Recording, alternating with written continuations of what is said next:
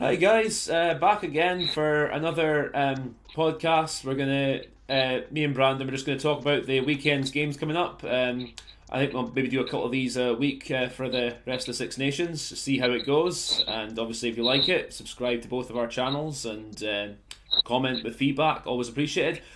Okay, so I think Brandon, we're just gonna kick into it. The weekend's games. We'll start with Scotland against Ireland. Now, obviously, the big news of the day is that a hat-trick hero against Italy, Blair Kinghorn, has been dropped to the bench. He's been replaced by Sean Maitland. I'm not altogether surprised, I'll be honest, because I think I understand Gregor Townsend's going for more experience on the wing, which you'll have in Maitland and Seymour. But from my personal opinion, I would have dropped Tommy Seymour and put Maitland in on the right wing and kept Kinghorn on the left. But I've also had mates tell me that Kinghorn could make an impact off the bench if it's a tight game towards the end, and he could use his pace and his step to cause Ireland a few problems, which is possible. And obviously the other changes are Johnny Gray's back in the starting lineup, which is no real surprise at all. I personally would put him on the bench because I thought Gilchrist did enough to keep his place. No, Ben Toulis, sorry, did enough to keep his place.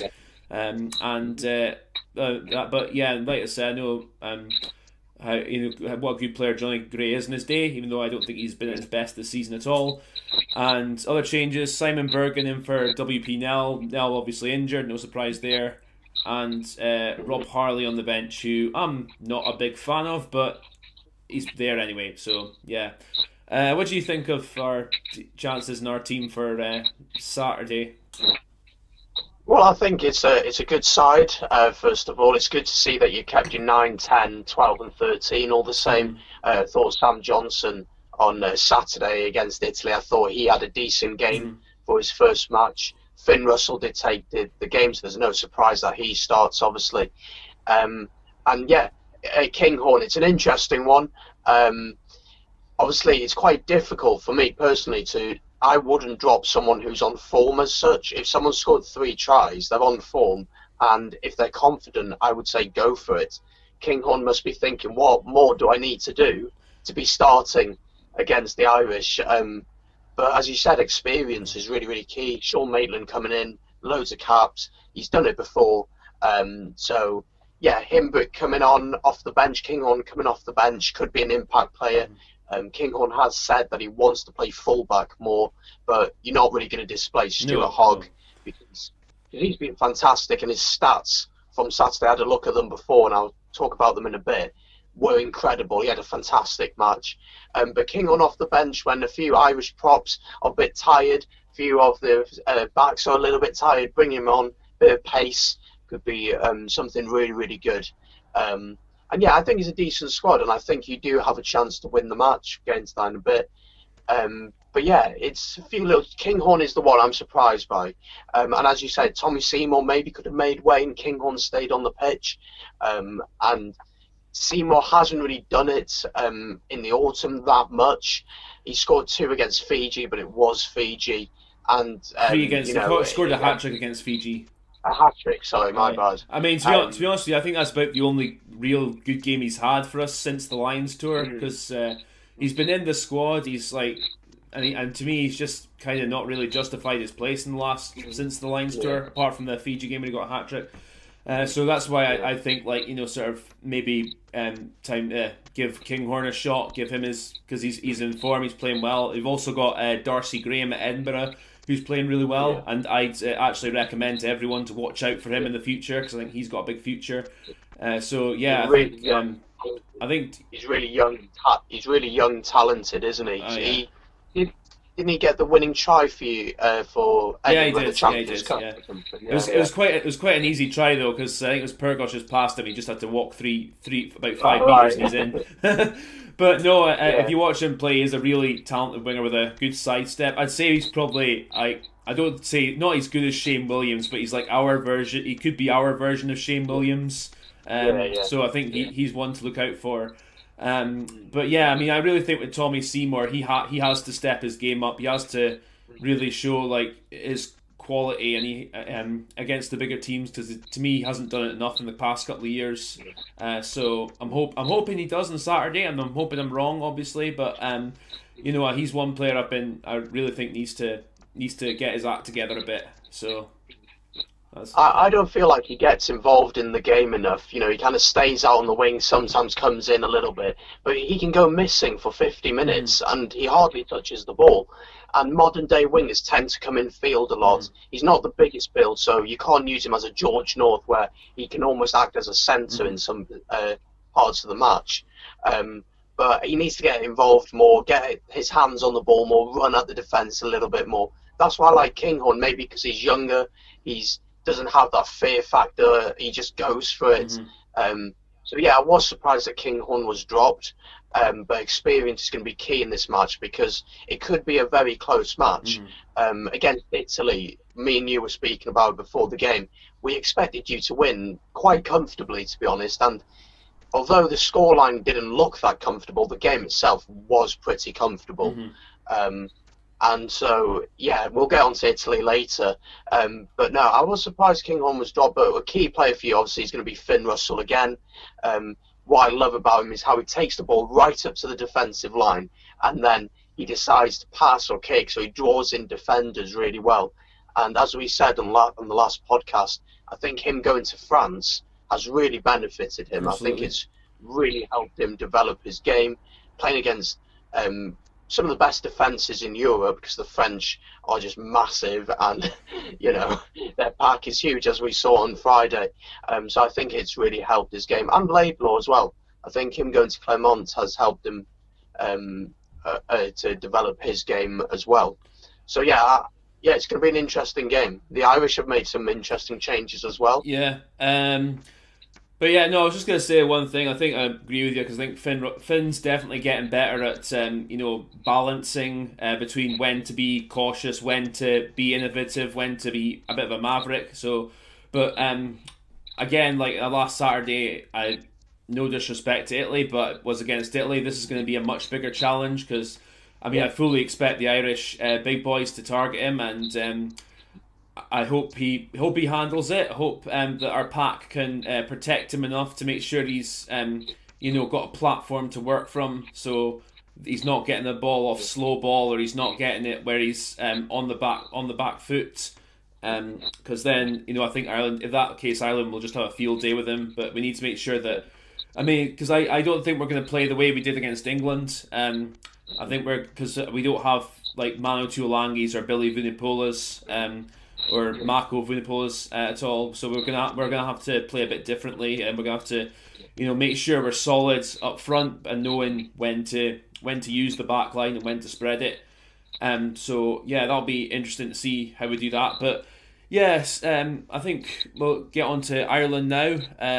They've had injuries with Stander and with Toner, their most notable ones, pardon me.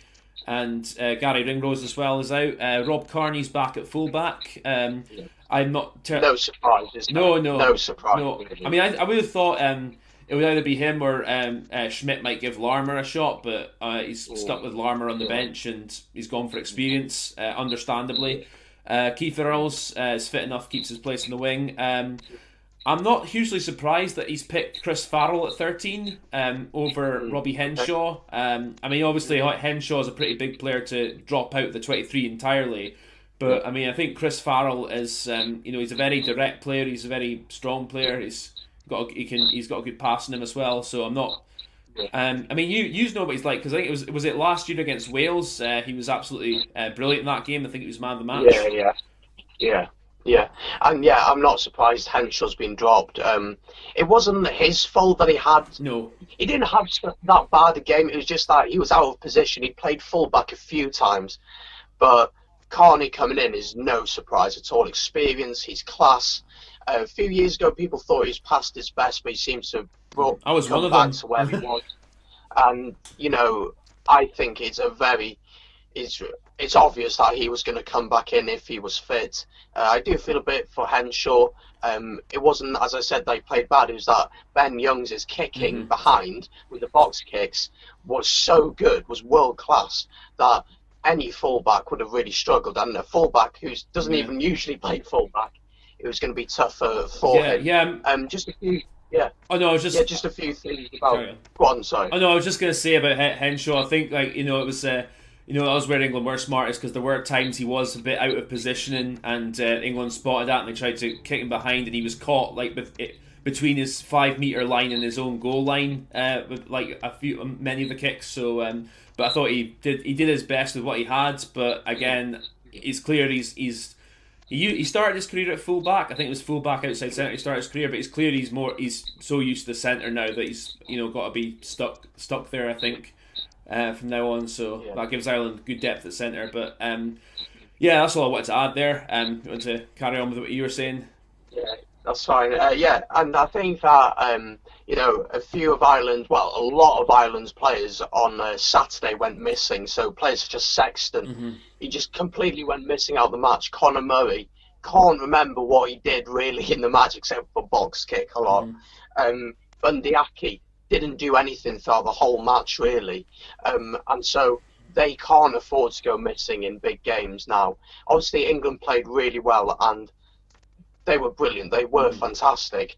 But from an Ireland team who, beat New Zealand in Dublin, who went to Australia and won a series, who won the Grand Slam, to suddenly go to that and all of a sudden not have any answers, it's going to be interesting how they're going to try and play on Saturday. Because for you guys, for Scotland, there's no point you trying to change your game. So, for instance, there's no point you trying to run through the middle of them because you're not going to do that because, one, you're not as physical as them and their defence is good. But in Finn Russell, you have a number 10 who can play with width, who can run up to the defensive line and open spaces up. You have great attacking centres in Hugh Jones and Sam Johnson. And you have wingers who can finish chances. So the way you're going to play, I would think, is to spread the ball about, build up possession and territory. And then when the time is right, when you've got the work at the breakdown has been done, then you'll spread the ball. So for Ireland, players such as Sexton, Bundyaki, all these different players just can't afford to go missing. And I think the start of the game is going to be really, really key to see how it goes. If Ireland starts strongly and get an early try, I think you're in for a very, very tough afternoon. Yeah. But if you score first, it's going to be a very interesting match. What do you think? Yeah, I agree with that. I mean, I'm expecting Ireland to come out firing, but I mean, and the early stages are going to be key. I'm hoping we can knock one over them earlier on, and if we can at very least keep it tight, if we can get a couple of scores in early, that'll be brilliant as well. But if we can keep it tight early on and make sure we're not doing anything too stupid at all, and just make sure we're playing smart. We also need to make. I mean, you say we'll spread the ball a bit, which I'm all for, so long as we get our platform right up front and that we're getting a solid base to work from, and making sure our kicking game's good as well. Because I thought we did that okay at times against Italy. I mentioned this in the last one.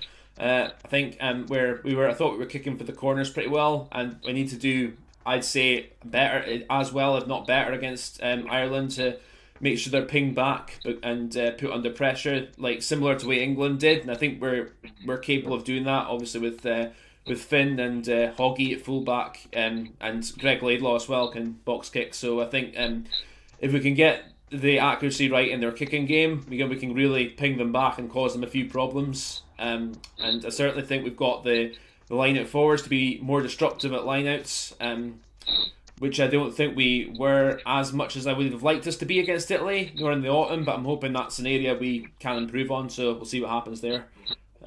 Yeah, I think, for you guys, clearly Ireland know your ability counter-attack. Stuart Hogg, some stats from Saturday are incredible. 13 runs, 126 metres made, 4 clean breaks and 4 defenders beaten.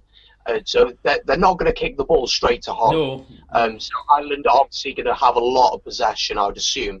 And it's about how can you play in the right areas of the pitch, really. Yeah. If you're trying to play in your own 22, then there's no point. No. But if you play the territorial game, as you say, the kicking, if you can get that right, as England did, keeping them in their area, in their 22, in their half, then you stand a good chance. And with Hogg on form and just the way he can counter-attack, It should be really interesting to see how you guys go. I'm expecting, that's the thing, I'm expecting Ireland to still kick it a lot with Murray and Sexton, obviously, and Carney at fullback.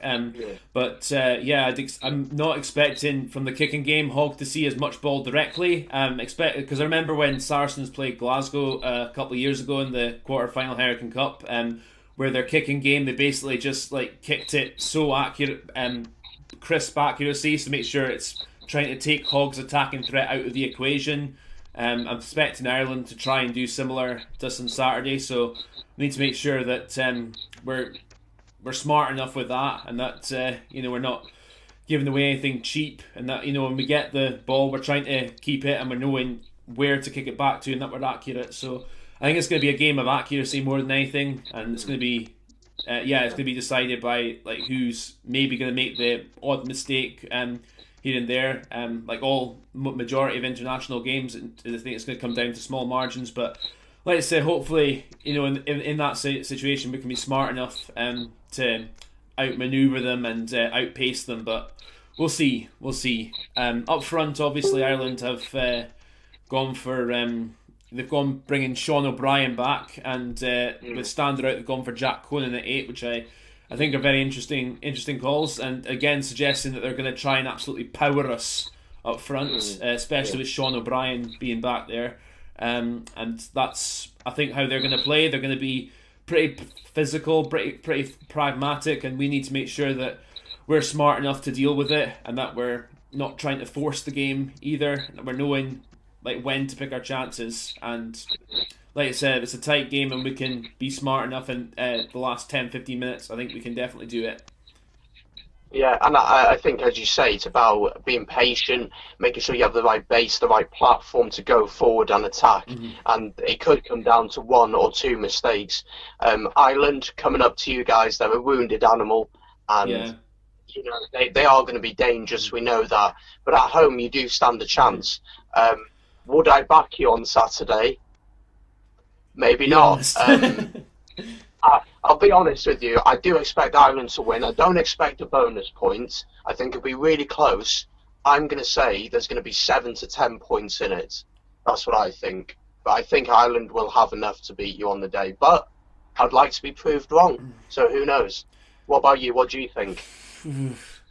3 Head or heart? Which one? 3 to 6 points for Scotland. Fuck it. Hey, there you go. Hey, you've got to stay like that. Yeah, I think we can just do it. But I'm expecting my heart rate to be going through the roof for the whole 80 minutes. So I'm not expecting an easy ride, but I think we can do it and put a bit of a dent in Ireland's a big dent in Ireland's Six Nations as well. So like I said, hopefully that'll happen, but we'll see on Saturday. From Ireland's point of view, they're a wounded animal, pardon me, as you say, and they'll just want to bounce back. And I'm expecting them to be absolutely chaotic, absolutely physical as anything, and just try and like basically batter us off the park. I'm expecting them to try and do that, but hopefully we're smart enough and robust enough to deal with it, and we can beat them playing proper rugby. Anyway, you want to move on to you guys now, Italy, Wales? I'll let you start by talking about the Wales team, then we'll talk a bit about Italy and who they've picked. So you want to take it away, talk about the Wales team they've picked. Fantastic. 10 changes and Jonathan Davis as captain. Yeah, massive changes. As I was saying to you just before, I think too many changes possibly, but I do expect us to have enough. We'll get onto that in a minute. So a few of the big changes. Jonah Holmes comes in on the wing for George North. I'm not a fan that much of him. I don't think he offers that much for us. And I'm quite surprised he's been picked for this one. Owen Watkin at centre alongside John Davis. Really exciting centre, very physical, but really good attacking player. Young, got a lot to show, and he's got great skills. So I'm really excited to see how he goes. Bigger comes in at 10 instead of Anscombe, which I was quite surprised by. I'd have liked to have seen Anscombe given another shot at it to get his confidence up after quite a poor performance against France. Aled Davis at 9, so he comes in instead of Thomas Williams, but Gareth Davis doesn't play, so Question is who's going to play against England, because Aled Davis won't play against England. Navidi at 8 is interesting. Then Tom Young from Wasps gets his first match. Interesting to see how he goes. Not going to lie, I don't know much about him. At 6, then, Aaron Wainwright. Really excited to see how this guy goes. He played against Tonga in his natural position, but then against South Africa, when we beat them in the autumn, Moriarty got injured at 8, and Wainwright came on, and then I think someone else got injured, and he went into their position and had an incredible match. So really excited to see how he goes. And for the Dragons, he's been their only decent player really this season, because the Dragons always struggle. And yeah, quite an inexperienced front line really, front row, sorry, except for Samson Lee, who comes in, who's pretty experienced. But Elliot D of the Dragons, he comes in at hooker, and Nicky Smith as well comes in. Interested to see how them two go. Very inexperienced. We've got experience on the bench, so we can bring players on. I'm glad to see Liam Williams starting at full-back again. I think it would have been silly to put Hallam Amos in at this point. But yeah, it's really interesting that Gatland has gone for such an inexperienced side. Lots and lots of changes. It could be risky. What do you think of it? I agree with you. I think 10's a bit too many. I get he's trying to look forward to the World Cup, and that to some extent is fine. But at the same time, he had in the summer against Argentina, and in the autumn he sort of tooled around a bit with the squads. And during the Six Nations, I mean, especially after last week's performance, where I thought, like, you need players likes of Anscombe, as you said, to get some confidence back and going forward, especially with England just around the corner after this one. So yeah, I agree. I think 10 changes a bit too much. Good for Jonathan Davis though, being made captain. I think he will. I'm confident he'll do a fine job, as he usually does. And yeah, and Jonah Holmes, so on him. I didn't think he was that bad when I saw him in the autumn. I didn't think he was that great, but I didn't think he was bad either. Liam Williams at fullback again. I think he was definitely our best player last week, so he deserves a spot. Thomas Young, I mean, there's been a lot of excitement around him. He's playing well for Wasps just now, and obviously being coached by his dad, Dai Young. So he's been. From what I've seen of him, he looks a very good player. So I think he was deserving of his chance at some point or another. So from that perspective, maybe Italy was the right choice just to blood him in. But I think I still would have kept Alan Wynne-Jones at second row just for experience. I would have kept at least either Ken Owens or Rob Evans, or at least two of the three front row players as well. I would have kept, and in the back line. But in the back line, I think the only change I'd probably make would be of keeping Anscombe in, and maybe Aled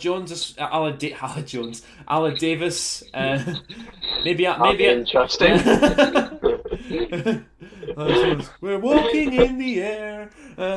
Yeah, something like that. Well, if Aled Davis does do that, then yeah, but might be on cue. But no, yeah, Aled Davis, I'm so on again. I've seen bits of him. I don't think he's as good as your first two scrum halves. So I would have kept either put Gareth Davis or Tomas Williams at the start. But yeah, so we'll see how it goes. I am expecting Wales to win. I think, but I think it will be a bit closer than Gatland thinks it is. Thinks it will be. Pardon me. So yeah, we'll see what happens there. You got anything else you want to add about Wales? I'll talk a bit about who Italy have picked. Yeah, Wales, just a few things really. Italy actually against Scotland were very disciplined. I looked at some stats. Only 4 penalties conceded. Their line-out was really strong, 13 out of 13. So we know that Italy are going to be very hard to break down, and that's why I think this team is just too inexperienced, because if things are close at 60 minutes and things are going to be a little tense, maybe Italy go in front, which I don't expect them to do, but if they do, then yes, we have players on the bench, but is this team good enough and experienced enough to be able to get together and say, come on, we can do this? Defensively, we were really poor in that first half against France. 19 turnovers conceded in the whole game. That is insane. 19. And we only won 4 out of our 7 lineouts, which conditions didn't help, obviously. But we'll see how Elliot D does with his throwing into the line. Hopefully, he'll do a bit better than Ken Owens did. But yeah, we'll get on to the Italy team in a minute. But one player I want to point out, and I'm not sure if he's playing yet, but I hope he is. David Cece, I think that's how you say his name. He had an incredible match against Scotland. Yeah, he was good, 18 tackles, 0 missed. Had a fantastic match, best defensive performance for Italy. And obviously Parise is going to be their key man throughout the match. But I haven't seen the Italian team, so enlighten me. Okay, well, they've I think it's three or four changes they've made. They've picked fullback Padovani. He's normally a fullback. They've picked him on the right wing. They've moved Esposito to 11 on the left wing, so that's an interesting change. Campagnaro's back at his normal position of outside centre. And in the pack, they've only made one change at loose head prop, and I apologise, I can't pronounce the guy's name for the life of me, so I'm not going to bother. But that's their only change in the pack from the team that played us last Saturday.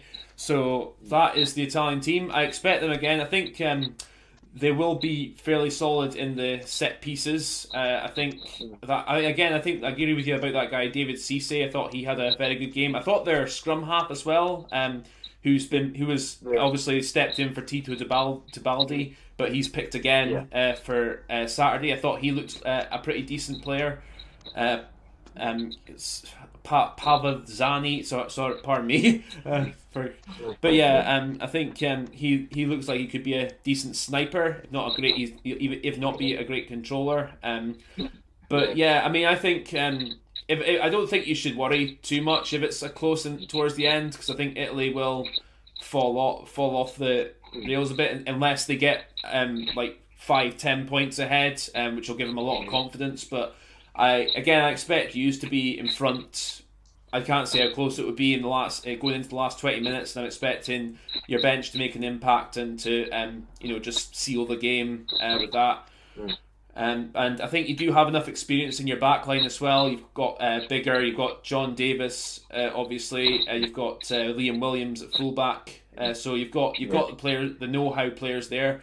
It's just your pack, I think, experience is lacking a bit. I think it's the right choices to pick Wainwright and Young in the back row. I do agree with them, but like I said, I don't agree with dropping Alwyn Jones, and I don't agree with dropping Rob Evans either. I can understand maybe the hooking change since Ken Owens didn't have a great game last Friday night, sorry. But apart from that, I think you've maybe made a bit too many, but overall I do still expect you to have enough to get one over Italy. So I don't think you should be too worried. Yeah, I expect us to win. I do expect us to get the bonus points just. I think we need to be really disciplined, not give cheap penalties away, because if Italy keep the scoreboard ticking, it makes it more and more tense. But if we can keep the scoreboard ticking from our side, we know that Bigger can kick over, which Anscombe doesn't always offer you that consistency with kicking. And yeah, Italy will be strong set pieces, they'll be strong up front, they'll build a good base. And yeah, I do expect us to win, but I am shocked at the team, as you said. But I expect a bonus point win. What's your prediction? Yeah, I agree with that. I think it will be, as I said, I think it will be like somewhat tightish going to the last 20 minutes, but I think you will pull away and get the bonus point. And you won't have much of a problem. I mean, maybe Italy, I think, will maybe get a couple of tries, and they'll maybe give you a bit of a tough time up front in the first half. But again, I expect Wales to win. I'll say by about 15 to 20 points. I'll say Wales will win by. So I don't think you should be too worried. But again, the one concern I would have going into the England game afterwards would be momentum, because of course Gatland's going to change it again for the England game. He's going to go for more experience. So and it'll be mostly the same team that played against France. So you're going like playing against France, didn't do so well, got a bit lucky, and then you're changing it so much, then you're changing it back to basically that team. So, which I'm not so sure about, but again, we'll see how that works out for you in a couple of weeks. Yeah. And I think that's right cue to go on to speaking about England and their game against France. The teams are not out yet for either side at the time of this recording. So, we'll just go into it. Big blow for England, losing Mario Itoje. He's out for at least the next 2 matches against France and against Wales, of course. But I think Joe Launchbury coming back in, they won't miss out that much because we all know what a good second row he is.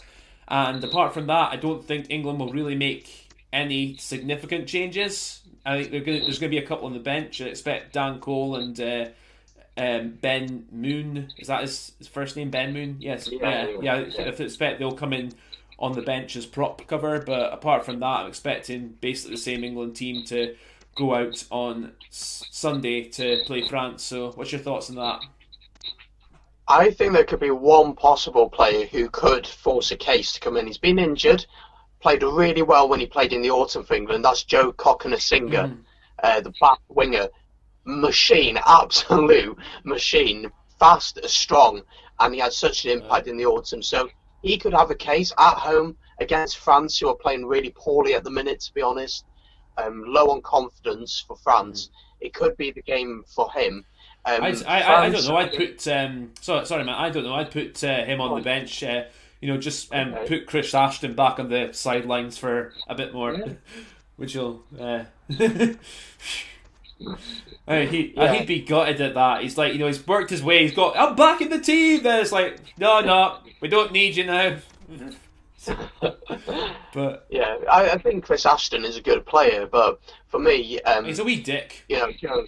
Yeah, he is. And Joe Cokanasiga is the modern winger in rugby, and I think for England, what England did so well on Saturday against Ireland was dominate physically. Yeah. And I think if he can do that, and I do expect England to win. I'd love France to put one over England, but I just can't see it happening. Same. I mean, There's one player I'd love to see play for England, for France, sorry. It's Dupont at scrum half, the guy who plays for Toulouse. He's so quick, and Toulouse have been the informed team in France this year in the Champions Cup and in the top 14. And Morgan Parra, is he past his best? I don't think he offers that much going forward as such. He dictates the game, yes, well, but I think against England, I think France just need to go for it. Because if you sit back and let England dominate you physically and come onto you, you don't stand a chance against them. And I think that Jacques Brunel should say to the team, just go for it, throw the ball around, run at them, just try and tire them out if you can, because they're a big physical team. See what you can do. And I'd love to see Dupont get a chance, but I don't think that's going to happen. But yeah, France were just typically French on Friday, and I expect them to be the same again. Yeah, I agree with you about. I think I would pick Dupont, especially because Parra didn't have a great game against Wales. His kicking, especially, was poor. But I agree. I think Dupont should start at 9 with Lopez at 10 for France. I'm just going to go back and briefly talk about the England wingers because Johnny May and Jack Nowell did so well against Ireland. I don't see the need for Eddie Jones to change them at all, so I think he should stick with them and maybe Coca Zalga on the bench. Is that how you pronounce his name? Cokanasiga. Pardon me. I'm not gonna try it anymore. Just hit him on the bench and have hit him. But sorry, there's a bit of buzz in there. But like I said, him on the bench and keep May and Noel at the start because they've done nothing to deserve being dropped. For France, I would pick Dupont at 9, and I think I'd maybe mostly stick with the same backline because I didn't think Roman Ntamack did a lot wrong. I don't think Fofana did that much wrong either. I'd actually maybe put what's his name? Jeffrey Duma. What's his name again? Pardon me. The guy who plays for La Rochelle, who's a really really good centre. Maybe I don't know. You could maybe put him in for Fofana's possibly. Um, but yeah, I think I was apart from that. I wouldn't if I was France, I wouldn't change that much because it was a weird game against Wales because they didn't really play. They played well in the first half, but they basically threw it away in the second half. So it wasn't so much that they tactically got it wrong. It was more they just bottled it really. So it was more a mental thing, I'd say than a tactical thing. So I mean, that's what I think. I would probably not change it too much, but knowing France and I expect and Jack Brunel, I expect to make a few changes, but we'll see what happens. I am expecting. I'm actually with you. I'm expecting either to be Morgan Parra or Baptiste Seren who takes the 9 shirt. Actually, I think it'll be Seren. I'll be honest with you. Will get the 9 shirt. So. Okay. I think Parra will get it. 5 years ago he was world class. Is he world class now? I don't know. And I just feel like. Yeah, exactly. I just feel like France, they have nothing to. Nobody expects them to beat England at Twickenham. Nobody expects it. Go over there, throw the ball about. France, when they attack properly, like we saw against Wales, and yes, we were poor, but when they really do it properly, they are brilliant. They have some great players in the back line, but it just doesn't happen often enough. Or they do everything right, and the last pass they drop it, or it goes forward, or they try the miracle pass, which doesn't need to be tried at that point, or they have lapses in defence. But I would honestly just say, just go for it. Put Dupont at 9, and maybe Ficou to come on, Gareth Ficou to come on, and Tamak will be targeted, I think, when he's on the ball because he's quite a small guy. He doesn't often play centre; he mostly plays 10, but. You can imagine a Courtney Laws, going after him. Oh no! If Ntamac's up against Manu, then I think that could be a rough ride in itself, man. yeah. I don't know if you remember the game a few years ago where Courtney Laws absolutely nailed the number 10 for France at Twickenham. Yeah, absolutely nailed him. Yeah, I remember that. And I think Ntamack, if he does play, could be in for a rough ride. Oh yeah. Oh no, they're gonna go down the 10-12 channel. No doubt about that. They'll have. That's where I wouldn't be surprised. I'll say I wouldn't be surprised if Bastereau is brought back in the 23, possibly. But I don't know. I think it was clear by last week that France were trying to get their big boys up front and more flair players in the back. So. That's where I think if Bastereau does come back, he'd be on the bench. But again, the team's not out yet, so we'll see what happens there. But I think we're both in agreement that expect England to win pretty comfortably. Maybe not by a massive scoreline, but I would say England by 7 to 10 points. What about you? I've got a horrible feeling that England are going to get a bonus point. I just think that it really depends how France start. If France start well, not that it meant anything last week, but if France start well, it could make it interesting. But if England score first, then it's really a question of when are they going to get the bonus point. For me personally, at home they're so strong, but it'll be a very physical game because both sides, France massive pack, England physicality is huge for them.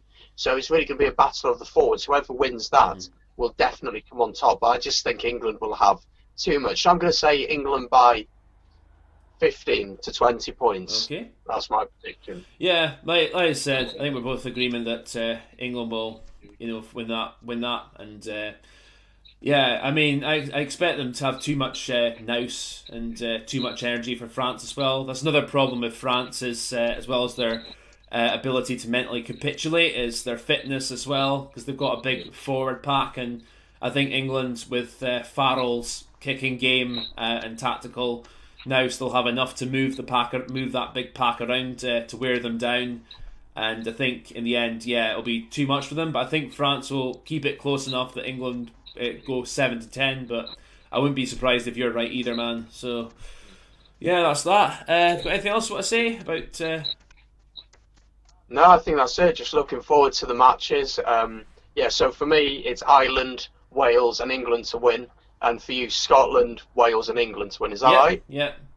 You still sticking with Scotland? Yes, yes, sticking the neck on the line. You've got to Yeah. be confident in No, I do think you could do it. I do think you could do it. It's just about who starts the strongest for me. Yeah. If It'll be an we interesting match, though. yeah, if we can get the Murrayfield crowd rocking as well, that'll definitely help us. But again, Yeah. we'll fingers. I've got our fingers and toes crossed. We'll see what happens. Just hopefully we can be smart enough to get the balance of our game right, and that we can beat Ireland. But yeah, apart from that, I think that's pretty much all I've got to say. Yeah. And look forward to the games on Saturday. Again, the England and France teams are still to be announced at the time of recording this, so when they're announced, they will be announced. So I'll say to that. I don't know if I'm going to do a video on that or not yet, but yeah. So that's all I've got to say. All we've got to say, guys. Thanks, Brandon, for Thank you very much. once again. So that's it. And take care, and we'll see you later. Yeah. Thank you very